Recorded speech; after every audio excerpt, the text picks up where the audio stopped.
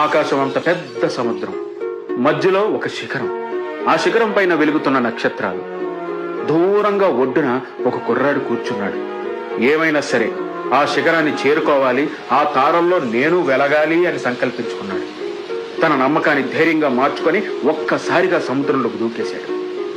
ఈదడం మొదలెట్టాడు. కెరటాలు ఎగిసి పడుతున్నాయి, ఎండ మండిపోతోంది, స్వరమైనలు అతని గమనిస్తున్నాయి. అయినా ఆ కుర్రాడు ఆగలేదు, ఆపలేదు. పగలు లేదు, రాత్రి లేదు, వాన లేదు, వరద లేదు, అలుపు లేదు, సొలుపు లేదు.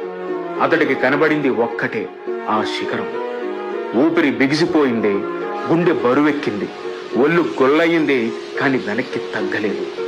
తన కాళ్ళ అలజడితో, తన రెక్కల చప్పుడుతో సముద్రమే పక్కకు తప్పుకుంది. తను పట్టుదలతో ప్రాణాన్ని పణంగా పెట్టి ఆ కుర్రాడు ఆ శిఖరాన్ని చేరుకున్నాడు. ఇంద్రసేనుడిలా సింహాసనాన్ని అధిరోహించాడు. ఒక గొప్ప మెగా నక్షత్రంగా మారాడు. అక్కడితో అతడు ఆగలేదు. ఆ శిఖరం పైనుంచి కిందకు చూశాడు.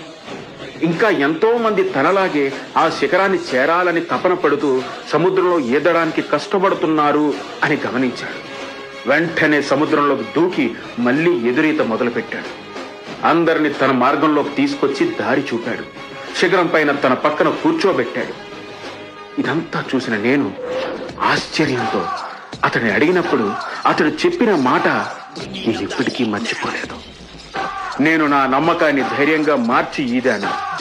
ఇప్పుడు నా ధైర్యాన్ని నమ్మకంగా మార్చి వాళ్ళకి ఇవ్వాలి అనుకున్నాను, ఇచ్చాను. ఆ కుర్రాడి పేరు కొనిదెల శివశంకర వరప్రసాద్. ఈ రోజు ఆయనను అందరూ మెగాస్టార్ చిరంజీవి అంటున్నారు. ఆ చిరంజీవి కథని దగ్గరగా చూసిన నేను సంతోషంతో ఉప్పొంగిపోతూ ఆయనకి పుట్టినరోజు శుభాకాంక్షలు తెలుపుతున్నాను. ఇట్లు శిఖరం.